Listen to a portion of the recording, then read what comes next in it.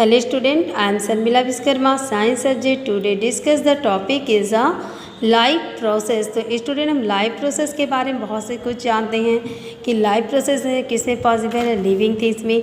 तो all living things is a life possible in all the characters. For example moment, growth, need food and water, excrete, respiration, reproduce, ये etcetera है ना। तो ये सारी चीज़ें किस में हो रही हैं, आपके लाइफ प्रोसेस में होती है, यानी कि लाइफ लिविंग थिंग्स में हो रही है। नॉन लिविंग थिंग्स में ये सारी चीज़ें आपकी यानी कि पॉसिबल नहीं है, यानी कि नॉन लिविंग थिंग्स जो होते हैं उसमें आपकी ये सारी चीज़ें कुछ भी नहीं होती हैं, है ना। तो लाइफ प्रोसेस में जो हमारी लिविंग थिंग्स है, तो life process are undergoing in living organism to sustains life.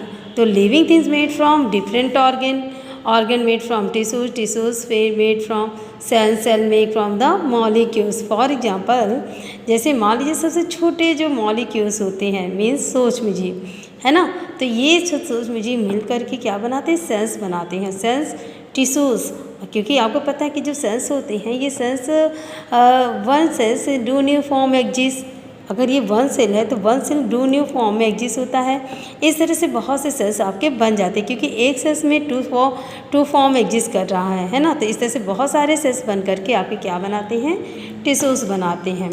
Tissues organs बनाते हैं, ऑर्गेनिक ऑर्गन सिस्टम बनाते हैं। जैसे कह सकते हैं कि जैसे मान लीजिए बॉडी का डाइजेस्टिव सिस्टम्स, है ना।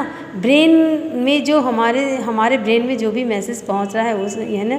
तो ब्रेन का जो एक सिस्टम तैयार होता है, रिस्पिरेशन सिस्टम, ये हमारे बॉडी में अलग अलग तरह से जो सिस्टम्स तैयार होते हैं ये सारी चीज़ें कौन बनाता है, ऑर्गन सिस्टम्स, है ना। फिर इसके बाद जब ये ऑर्गन सिस्टम बनते तभी हमारा क्या तैयार होता है, लिविंग थिंग्स।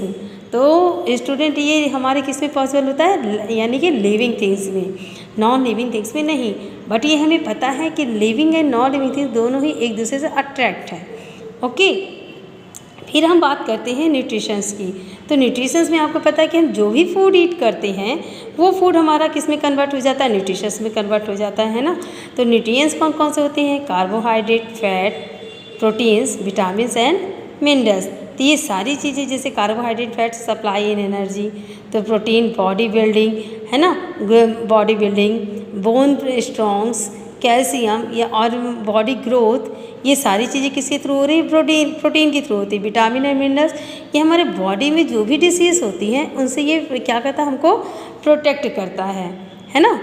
तो ये इस तरह से न्यूट्रिशंस बहुत होते हैं। जैसे हम फूड जब ईट करते हैं तो जो भी फूड हमारा कन्वर्ट किस में होता है, न्यूट्रिशंस में कन्वर्ट होता है। तो ये न्यूट्रिशंस हमारे बॉडी में अलग अलग तरह से वर्क करते हैं। जैसे for example some nutrients transport the cell. कुछ न्यूट्रिशंस किस में ट्रांसफ़र होते हैं, सेल्स में ट्रांसफ़र होते हैं। जब सेल में ट्रांसफ़र होते हैं तो आपको पता है कि जो सेल्स होते हैं तो जो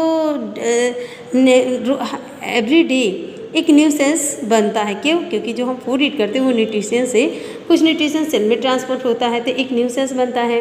और कुछ सेल्स जो डेड हो जाते हैं, यानी कि वेस्ट, इनमें से जो भी वेस्ट मटेरियल्स होता है जिसे हम कहते हैं टॉक्सिक, जो हमारे स्वेट के माध्यम से और वेस्ट मटेरियल यानी कि एनएस के थ्रू ये और यूरिन के थ्रू ये हमारे बॉडी से बाहर निकल जाते हैं, है ना, एक्सक्रिएट हो जाते हैं।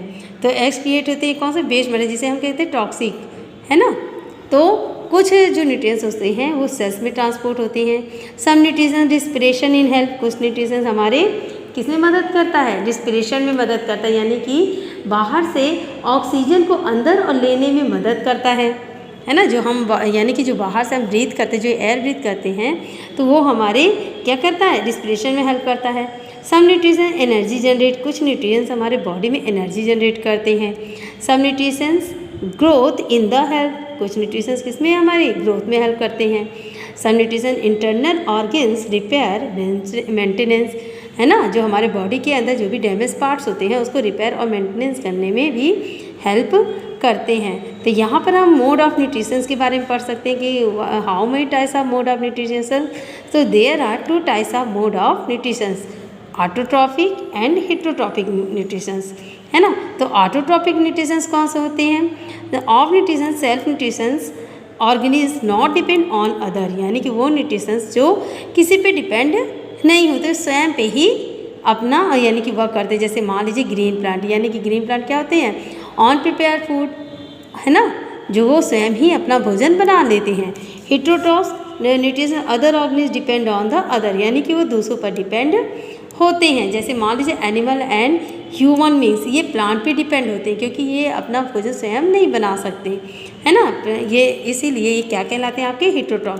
तो ये आपको पता होना चाहिए कि जो ग्रीन प्लांट्स होते हैं ऑटोट्रॉफ मोड होते हैं। हेटेरोट्रॉफिक मोड में plant animal and human beings आते हैं।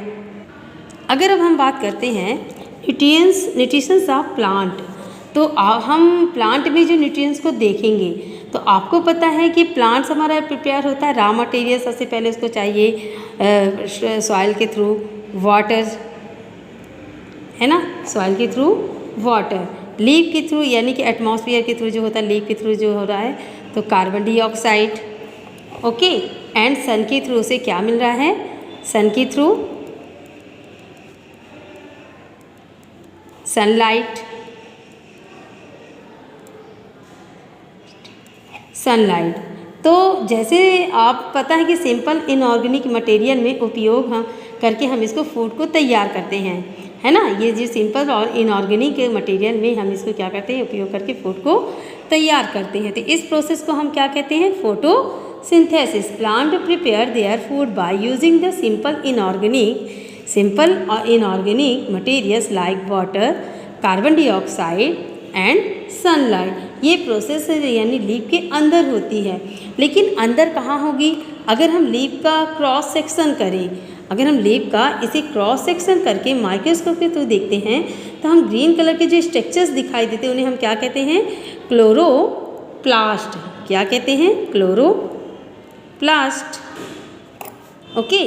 तो ये क्लोरोप्लास्ट फोटोसिंथेसिस को ग्रीन कलर में होता है, जो प्लांट को हम फोटोसिंथेसिस के लिए रॉ मटेरियल से प्राप्त होता है। तो लीफ के लोअर सरफेस में जो एस्टोमेटा नामक स्मॉल प्रोसेस पाए जाते हैं, आपको पता है कि इसके लोअर सरफेस में यानी कि जो छोटे छोटे स्मॉल ओपनिंग पोर्स पाए जाते हैं उसे हम कहते हैं एस्टोमेटा।